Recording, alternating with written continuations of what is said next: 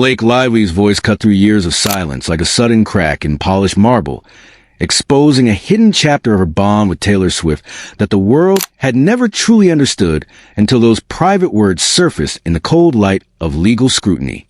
The entertainment industry has always thrived on carefully curated images of unbreakable alliances, yet few could rival the apparent depth and warm share between actress Blake Lively and global music phenomenon Taylor Swift over nearly a decade.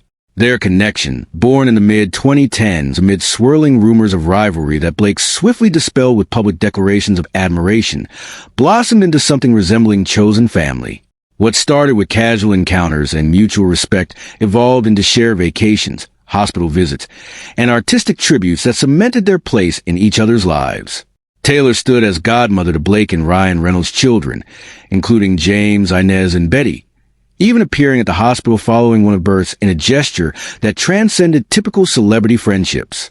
The singer later immortalized the children's names in her critically acclaimed 2020 album Folklore, drawing from their lives in ways that felt intimate and personal. At the subsequent Grammy Awards, Taylor publicly thanked the family, describing them as some of the earliest listeners to her new material, a moment that underscored the trust and creative synergy between them. Public sightings reinforced this narrative.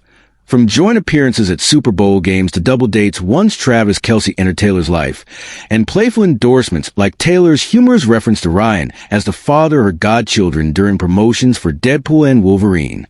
These elements painted a portrait of loyalty that seemed impervious to the pressures of fame. Yet, as with many high-profile relationships, underlying tensions simmer beneath the surface, invisible to outsiders until external forces brought them into sharp relief. The turning point arrived with the production and release of It Ends With Us, the 2024 film based on Colleen Hoover's best-selling novel. Blake starred in the project, while Justin Baldoni took on directing and co-starring duties. Behind the scenes, allegations of a difficult working environment emerged, culminating in Blake filing a formal complaint in December 2024 with the California Civil Rights Department. She accused Baldoni of sexual harassment, creating a hostile atmosphere, and coordinating a smear campaign aimed at damaging her reputation. Baldoni firmly denied all claims and responded with countersuit seeking $400 million, naming Blake, Ryan Reynolds, and others in what became a sprawling legal battle that dragged prominent names into the spotlight. It was within this contentious context that Taylor Swift's private involvement as a supportive friend became public knowledge through court proceedings. The most revealing insights came on January 20th, 2026, when a trove of documents was unsealed ahead of key hearings. Among them were text message exchanges between Blake and Taylor dating back to December 2024, offering an unprecedented window into Blake's unfiltered thoughts and emotions. In one poignant message, Blake initiated contact, expressing vulnerability about their drifting connection. She wrote that she had no specific reason but felt compelled to check in, admitting she had been a bad friend lately because she had become consumed by her own challenges, acting as a sad sack who only talked about my own S for months. Blake acknowledged Taylor's generosity in being the key person there for me during all of it, while noting she still sensed something amiss and had even discussed it with Ryan before reaching out. This raw admission highlighted the emotional weight Blake carried and her fear of losing the closeness they once shared. Taylor's reply was characteristically thoughtful, blending honesty with compassion. She confirmed Blake was not wrong, but emphasized it was not a big deal, attributing part of the distance to her own exhaustion across every facet of life while wrapping up the Eras tour. Taylor observed a subtle shift in Blake's communication style over recent months, describing some messages as feeling like a mass corporate email sent to 200 employees. She longed for the return of her funny, dark, normal-speaking friend who talks to me as herself, gently explaining how the guarded tone had created emotional distance despite geographic separation. Crucially, Taylor added, "You don't need to apologize. Just come back, please," a plea that revealed her investment in restoring their previous dynamic. Blake responded with self-reflection, labeling herself a paranoid weirdo, apologizing and expressing gratitude for the candor, while reaffirming her affection. These exchanges captured the universal struggles of maintaining friendships amid personal crises, where one party's all-consuming battles can inadvertently strain even the strongest ties. Additional unsealed messages provided further context on Taylor's supportive role. Earlier in production, Blake had turned to her friend for assistance during script revision discussions at her apartment in 2023. She referred to Baldoni as the doofus director of my movie and a clown who thinks he's a writer now, seeking Taylor's input to bolster her position. Taylor reportedly agreed wholeheartedly, texting, "I'll do anything for you." Following the meeting, Blake praised her as epically heroic, recapping details to Ryan and declaring Taylor the world's absolute greatest friend ever. In later exchanges around media developments, Taylor shared pointed commentary, including a message accompanying a screenshot where she called Baldoni out critically, suggesting he sensed impending scrutiny. She likened aspects of the situation to a horror film no one knows is taking place, demonstrating her protective instincts while navigating the fallout. Blake's words in these texts humanize her experience, portraying a woman grappling with identity crises fueled by the ordeal, feeling deeply misunderstood and questioning her own judgment.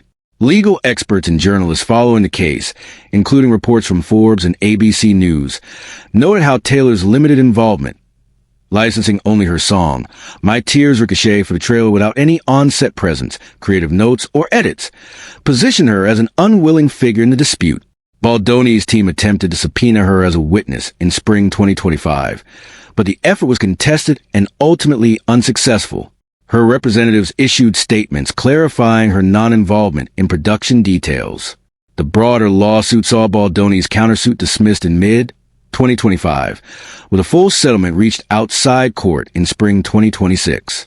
Both parties released a joint statement highlighting pride in the film's message and support for survivors of harassment, bringing the legal chapter to a close without financial exchange. However, the personal repercussions for relationships proved more enduring. By the summer of 2026, the emotional distance manifested publicly in a way few anticipated. Taylor Swift and Travis Kelce exchanged vows on July 3rd, 2026, in an extravagant ceremony at Madison Square Garden in New York City. The event drew nearly 1,000 guests from across Hollywood and beyond, featuring high-profile names like Selena Gomez, Gigi Hadid, Bradley Cooper, Beyoncé, Jay-Z, Sabrina Carpenter, and more. Adam Sandler officiated the proceedings. Austin Swift served as man of honor, and the bride wore stunning Christian Dior haute couture. It was hailed as one of the most watched celebrations of the year, a testament to Taylor's carefully cultivated inner circle at this new life stage. Conspicuously absent, however, were Blake Lively and Ryan Reynolds, who skipped both the rehearsal dinner and the main event. Photographers captured the couple hundreds of miles north in Lake Placid, New York, where they cheered on their daughter Betty a horse show, a family commitment that underscored their priorities amid the buzz.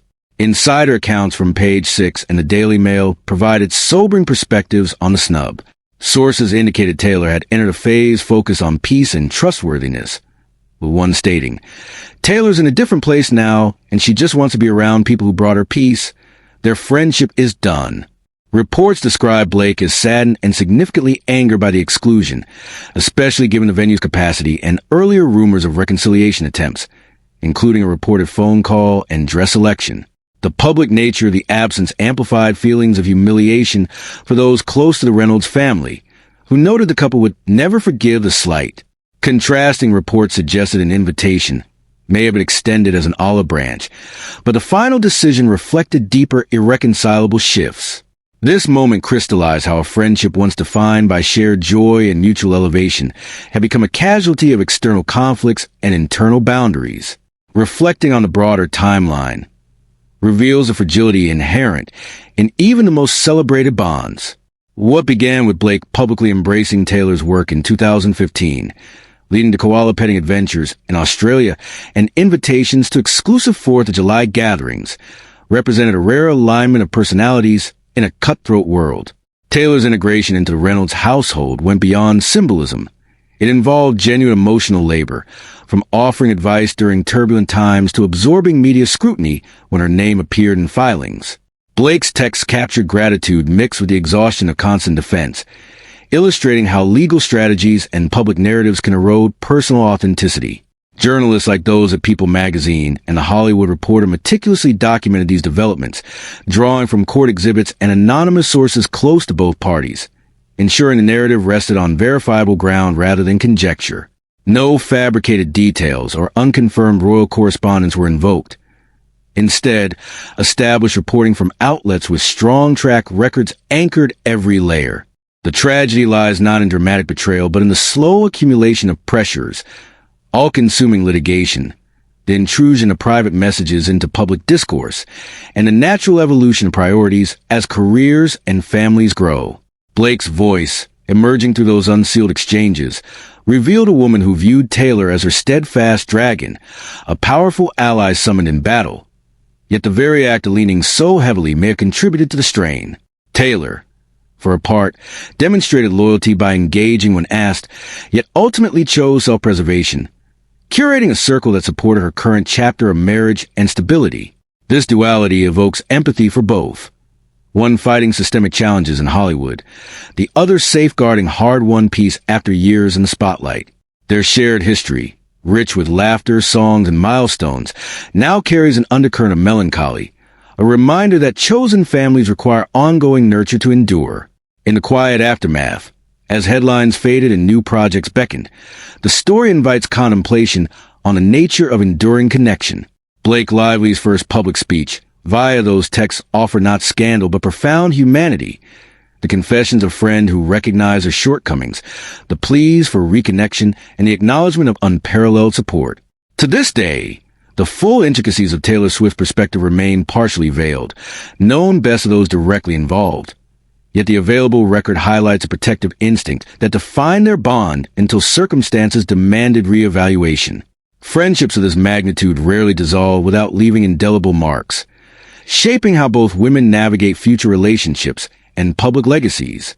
Perhaps the greatest lesson lies in the space between words spoken and silences observed. The recognition that even icons are vulnerable to the currents of life, where loyalty meets limitation and love, however deep, must sometimes adapt or step back. As observers, we are left with echoes of what was a decade of light now tempered by shadow, prompting reflection on our own circles and the quiet courage required to honor boundaries while cherishing history. The empty seat at Madison Square Garden, the horse show miles away, and the texts that bridge yet divided serve as poignant symbols of this complex reality, urging compassion for the personal costs hidden behind glamorous facades.